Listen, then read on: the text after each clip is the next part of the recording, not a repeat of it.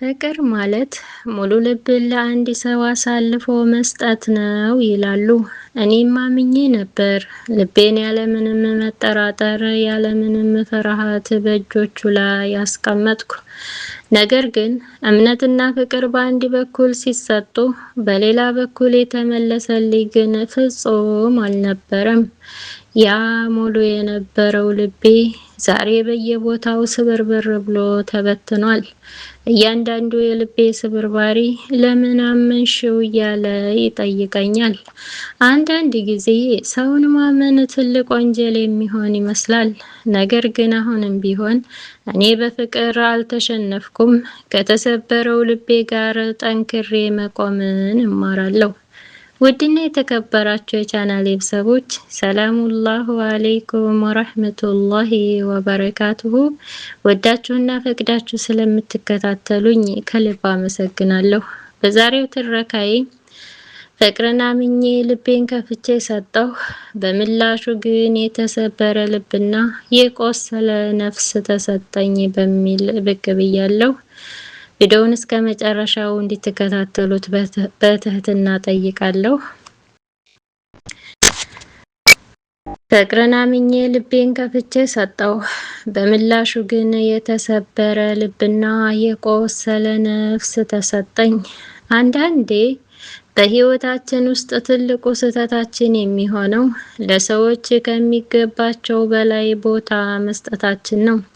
ንጹህ የሆነውን የልባችንን ክፍል ምንም ሳንሰስት በታማኝነትና በእውነተኛ ስሜት እናስረክባለን። ፍቅር ሁሌም ያሸንፋል ብለን እናምናለን፣ ግን ያሰብነው ሁሉ አይሆንም። ያ ሁሉ መጽዋዕትነት፣ ያ ሁሉ እንክብካቤ መጨረሻው ገደል አፋፍ ላይ የተወረወረ የተሰበረ ልብ ይሆናል። ዝናብ እንደሚመታው ባዶ ከተማ ነፍሳችን በሐዘንና በብቸኝነት ትቆስላለች።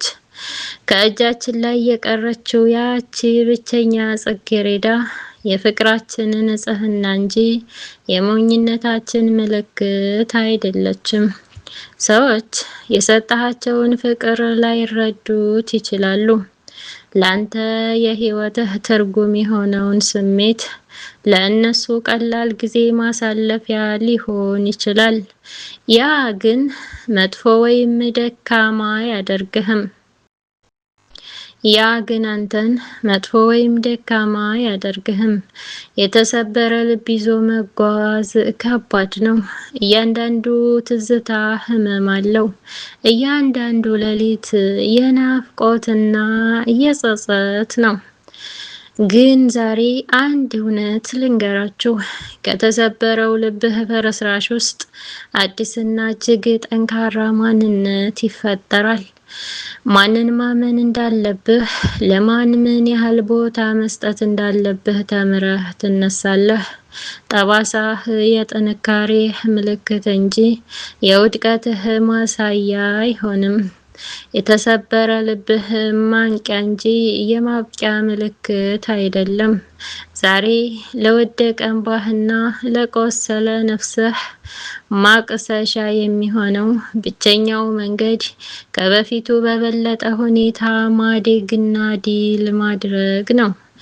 ህመምህ ያጠነክርሃል፣ ጠባሳህ ያስባርክሃል፣ መከራህ ደግሞ ላቅ ወዳለ የስኬት ማዕረግ ያሸጋግርሃል። አንተ የተፈጠርከው በሰዎች ውድቅ በመደረግ ወይም በጊዜያዊ ስሜት ለመሰበር አይደለም። ከተሰበረው ፍርስራሽ ውስጥ ንጉሳዊ አክሊልህን ደፍተህ ለመነሳት እንጂ ተስፋ አትቁረጥ፣ ወደ ኋላ አትመልከት። ትላንት የወደክበት አፈር ዛሬ ይበልጥ ጠንክረህ የምትቆምበት መሬት ይሆንልሃል። አቧራህን አራግፈህ ተነሳ። ፍቅርህ ንጹህ ስለነበረ ኩራት እንጂ ጸጸት አይገባህም። አሁን ጊዜው ያንተ ነው። ለራስህ ቦታ የምትሰጥበት፣ ህልምህን የምታሳድግበትና ማንም ሊሰብረው የማይችለው ጠንካራ ማንነትህን ለዓለም የምታሳይበት ሰዓት አሁን ነው። አንዳንዴ ህይወት የምንወደውን ሰው እንድንሰናበት ትገፋናለች። ያ ሰው መላው ዓለማችን የነበረ፣ ነገን የምናይበት ብርሃናችን የነበረ፣ ዛሬ ግን ከሩቅ የምናየው ትዝታ ብቻ ሆኗል። ልባችን እንደተሰበረ ሐውልት በሰንሰለት ታስሮ፣ የትላንትናው ፍቅር ዛሬ ትዝታ ሸክም ሆኖብናል። የነበርክበት የዛሬው ደስታዬና የነገው ተስፋዬ ነበር ብለን ስንጽፍ ልባችን እየደማ ነበር። የፍቅር መንገድ ሁልጊዜ በአበባ እየተነጠፈ አይደለም። አንዳንዴ በድንጋይ የተሞላ፣ አንዳንዴም በእንባ የታጠበ ነው። በፊታችን ያሉት ምልክቶች እንደሚያሳዩት እዚህ ጋር ተስፋ አለ፣ ፍቅር አለ፣ ግን ደግሞ ስቃይ አለ። የትኛውን መምረጥ እንዳለብን ግራ የምንጋባበት ወቅት ላይ እንደርሳለን። አይኖቻችንን ስንጨፍን የምናየው የትላንትናውን ደስታ ነው፣ ስንከፍት ግን ባዶነቱን ነው። በውቅያኖስ ዳር ብቻውን እንደተቀመጠ ሰው ያለፈው ፍቅር ትዝታ እንደ ሰንሰለት አስሮናል።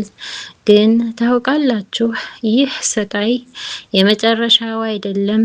ይህ የትዝታ ጉዞ ወደ ራስ መመለሻ ጉዞ ነው። ልባችን የተሰበረው ምናልባት ለበለጠ ጥንካሬ፣ ምናልባትም ራስን ለማግኘት ይሆናል። ዛሬ ተስፋ የቆረጠው ልባችን ነገ ሌላ የፍቅር ምዕራፍ ሊከፍት ይችላል። ስቃይ፣ ማስታወሻ፣ ተስፋ፣ እነዚህ ሁሉ የሰው ልጅ የህይወት ጉዞ ዋና አካል ናቸው።